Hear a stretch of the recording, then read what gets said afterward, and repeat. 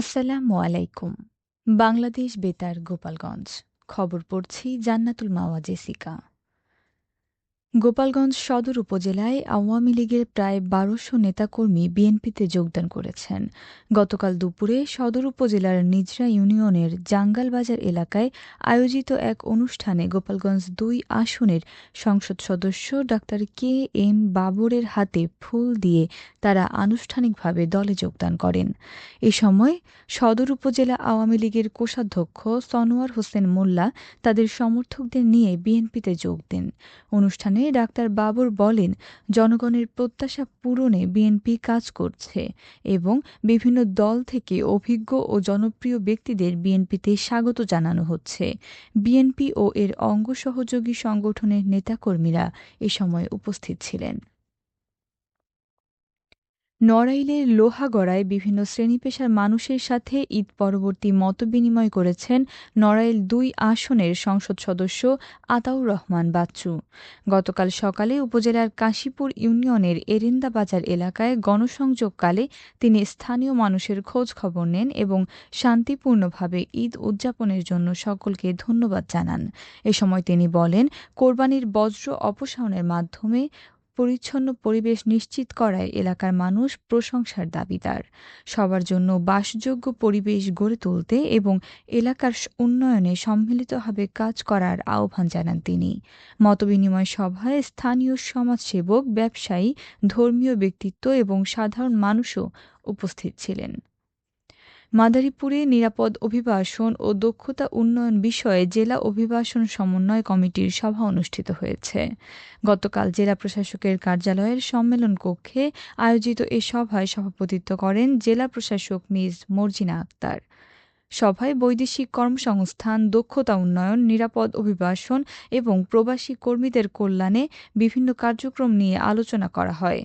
জেলা প্রশাসক বলেন, অবৈধ ও ঝুঁকিপূর্ণ পথে বিদেশ যাওয়ার প্রবণতা রোধে জনসচেতনতা বৃদ্ধি এবং কারিগরি প্রশিক্ষণ জোরদার করা প্রয়োজন।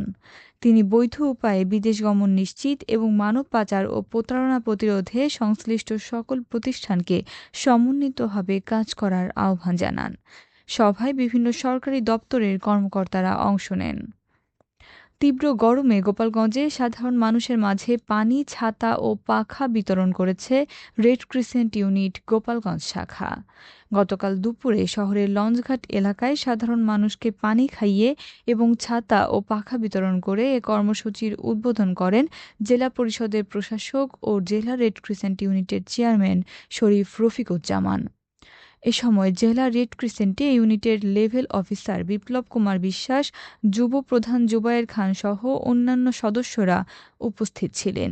পরে ইউনিটের সদস্যরা শহরে ঘুরে ঘুরে সাধারণ মানুষের মাঝে ছাতা ও পাখা বিতরণ করেন। রেড ক্রিসেন্টের পক্ষ থেকে জানানো হয়, আগামী ৭ দিন জেলার বিভিন্ন স্থানে ১০০ ছাতা, ১,০০০ লিটার পানি ও ৫,০০০ পাখা বিতরণ কর্মসূচি চলবে। সেই সাথে তারা শহরের বিভিন্ন স্থানে মাইকিং করে তাপদাহ ও হিটস্ট্রোক থেকে রক্ষা পেতে পরামর্শ দেবেন। নড়াইলে ইয়াবা সেবনের অভিযোগে ৪ যুবককে বিভিন্ন মেয়াদে কারাদণ্ড ও জরিমানা দিয়েছেন ভ্রাম্যমাণ আদালত। গতকাল দুপুরে সদর পৌরসভার দুর্গাপুর এলাকায় মাদকবিরোধী অভিযান চালিয়ে তাদের আটক করে জেলা মাদকদ্রব্য নিয়ন্ত্রণ অধিদপ্তর। পরে ভ্রাম্যমাণ আদালতে হাজির করা হলে executive magistrate ABM Monowarul Alam তাদের এই সাজা প্রদান করেন। দণ্ডপ্রাপ্তদের মধ্যে একজনকে ১ মাসের কারাদণ্ড ও ১,০০০ টাকা জরিমানা এবং অপর ৩ জনকে ১৫ দিন করে কারাদণ্ডের পাশাপাশি অর্থদণ্ড দেওয়া হয়েছে। ভ্রাম্যমাণ আদালত জানায়, ইয়াবা সেবনরত অবস্থায় তাদের আটক করা হয়। মাদকের বিরুদ্ধে এ ধরনের অভিযান ভবিষ্যতেও অব্যাহত থাকবে বলে জানিয়েছেন সংশ্লিষ্ট কর্মকর্তারা। ফরিদপুরের সদরপুরে অর্পিত সম্পত্তি থেকে অবৈধভাবে মাটি কাটার দায়ে এক ব্যক্তিকে ৫০,০০০ টাকা জরিমানা করেছে ভ্রাম্যমাণ আদালত।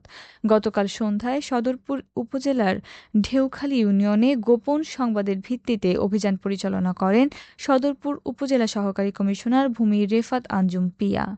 এ সময় ওই জমি থেকে বাণিজ্যিক উদ্দেশ্যে মাটি কাটার প্রমাণ পাওয়ায় বাবু মোল্লা নামের এক ব্যক্তিকে ৫০,০০০ টাকা অর্থদণ্ড প্রদান করা হয়।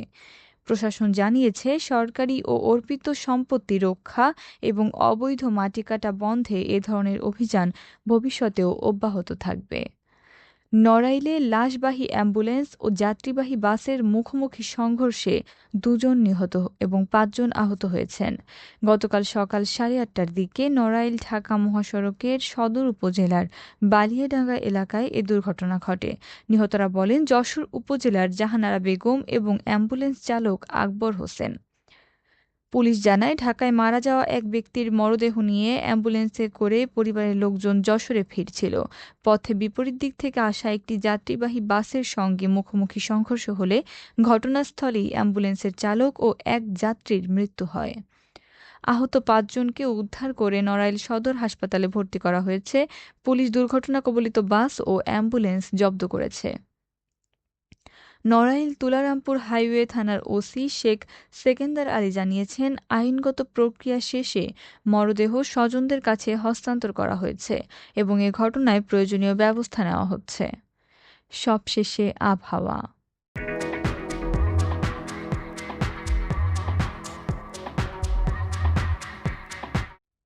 আজ বেলা ১টা পর্যন্ত দেশের অভ্যন্তরীণ নদীবন্দরসমূহের জন্য আবহাওয়ার পূর্বাভাসে বলা হয়েছে, বগুড়া, টাঙ্গাইল, ময়মনসিংহ এবং সিলেট অঞ্চলসমূহের উপর দিয়ে পশ্চিম অথবা উত্তর-পশ্চিম দিক থেকে ঘণ্টায় ৪৫ থেকে ৬০ কিলোমিটার বেগে বৃষ্টি অথবা বজ্রবৃষ্টি হতে পারে।